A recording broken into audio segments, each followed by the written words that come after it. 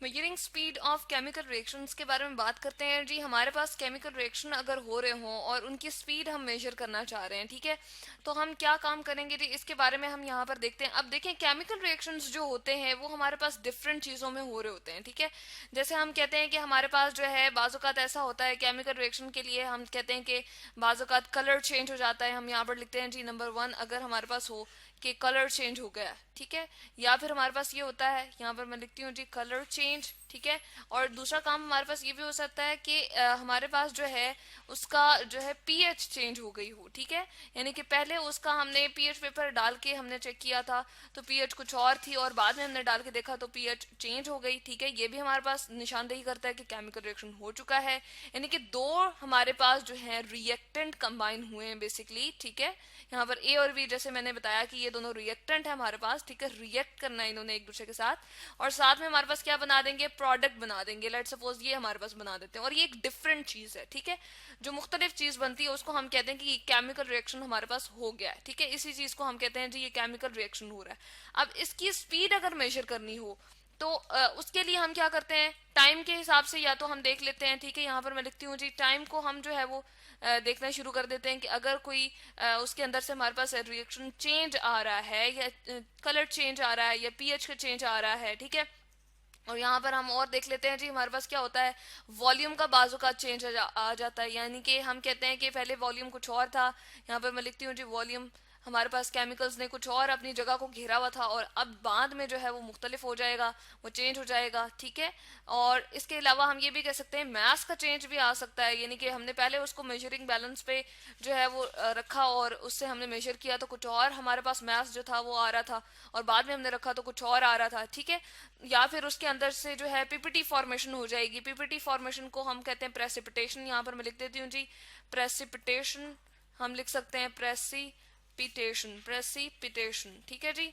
यहाँ पर हम लिखते हैं प्रेसिपिटेट्स बन जाते हैं, यानी कि सॉलिड फॉर्म में जो हमारे पास होते हैं उसको हम कहते हैं प्रेसिपिटेशन। यानी कि या तो प्रेसिपिटेट फॉर्मेशन हो जाती है, या फिर हम कहते हैं प्रेसिपिटेशन हो गई है। चले हम इसको लिख देते हैं प्रेसिपिटेट फॉर्मेशन, ठीक है। हमारे पास प्रेसिपिटेट बन जाते हैं सॉलिड फॉर्म में, जो है हमारे पास कोई केमिकल नया जो है वहां पर प्रोड्यूस हो जाता है। जैसे हम कहते हैं कि इसकी स्टेट जो है वो हमारे पास डिफरेंट हो जाती है, ठीक है। तो ये बेसिकली हमारे पास केमिकल कुछ केमिकल चेंजेस की हमारे पास, या केमिकल रिएक्शंस की कुछ हमारे पास निशानदेही होती है। लेकिन यहाँ पर हम बेसिकली अगर बात करें गैसेस के हवाले से और उसकी स्पीड की हम बात करें तो हमारे पास क्या आ जाएगा जी, हम कहते हैं हमारे पास जो गैसेस होती हैं वो क्या करती हैं जी, हमारे पास मुख्तलिफ बिहेवियर रखती हैं। अब जैसे हम कहें कि हमने उसको मेजर करना है, उसके टाइम के हवाले से मेजर करना है, ठीक है। हम क्या करते हैं जी, हम केमिकल्स डाल रहे होते हैं, ठीक है। और स्पेशली जो वाटर सॉल्युबल हमारे पास गैस होती है, अगर हम इस तरह का एक इंस्ट्रूमेंट ले लें, हम क्या करते हैं हम उसके साथ अटैच्ड एक सिलेंडर ले लेते हैं जिसके अंदर गैस जो है हमारे पास एंटर हो रही होती है, ठीक है।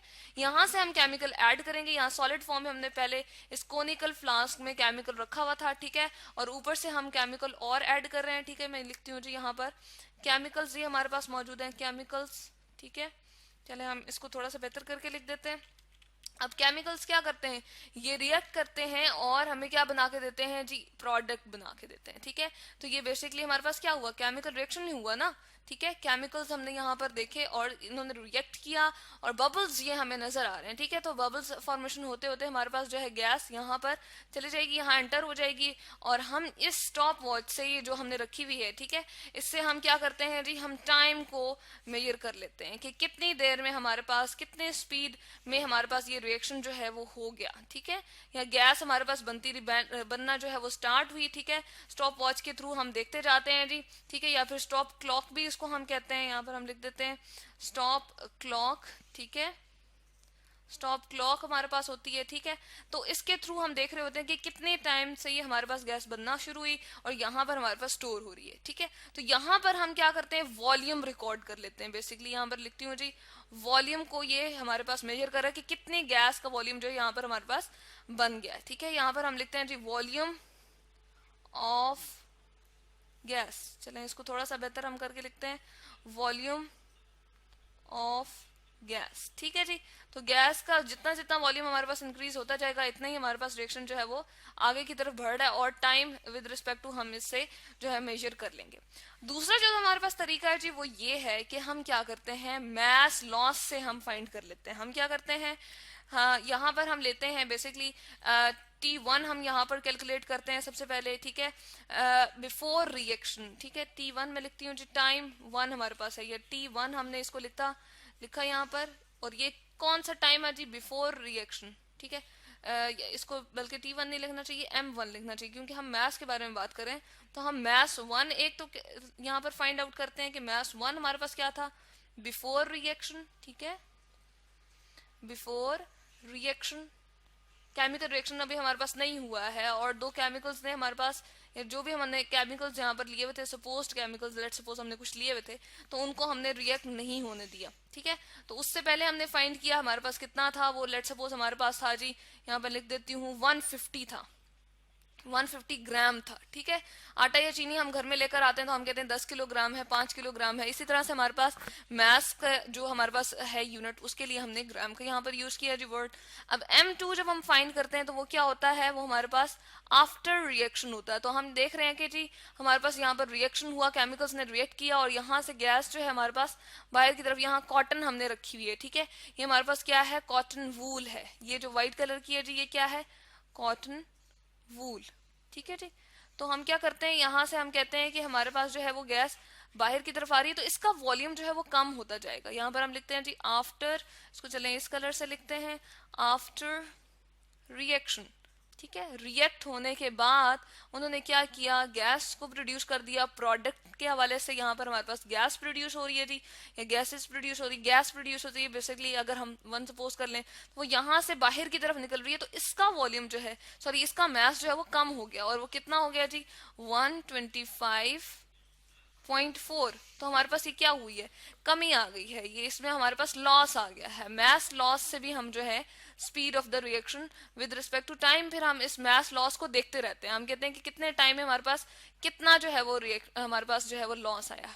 T1 से लेकर हम अप टू इस तरह डिफरेंट टाइम ड्यूरेशन के लिए हम जो है टाइम बार बार नोट कर रहे होते हैं कि जहां पर हमारे पास ये और मजीद जो है मैस का लॉस नहीं आता, तो वहां पर हम कहते हैं कि इतने स्पीड इसकी थी, या इतने टाइम तक जो है हमने उसका टाइम पीरियड, उस रिएक्शन का, केमिकल रिएक्शन का जो है वो टाइम हमने या स्पीड हमने जो है मेजर कर ली होती है। ठीक है, तो ये भी हम काम जो है एक स्टॉप क्लॉक से और स्टॉप वॉच से हम जो है वो इससे टाइम मेजरमेंट कर रहे होते हैं। ठीक है, तो ये है जी हमारे पास measuring of speed of, sorry measuring speed of chemical reaction, जिसमें हम कहते हैं केमिकल रिएक्शन हमारे पास बेसिकली कुछ बातों से होता है कि कलर चेंज आ जाए, पीएच चेंज आ जाए, वॉल्यूम चेंज हो जाए, या मास चेंज हो जाए, या प्रेसिपिटेट हमारे पास बन जाए। ठीक है, प्रेसिपिटेट यहाँ पर हमें लिखना चाहिए फॉर्मेशन, हमने थोड़ा सा यहाँ पर गलत कर दिया जी, इसको हम ठीक करते हैं, प्रेसिपिटेट फॉर्मेशन लिखते हैं, हमारे पास प्रेसिपिटेट बन जाते हैं। ठीक है, चेंज नहीं हमने लिखना था, प्रेसिपिटेट फॉर्मेशन हमने लिखना था, ये हम लिखते हैं जी प्रेसिपिटेट फॉर्मेशन।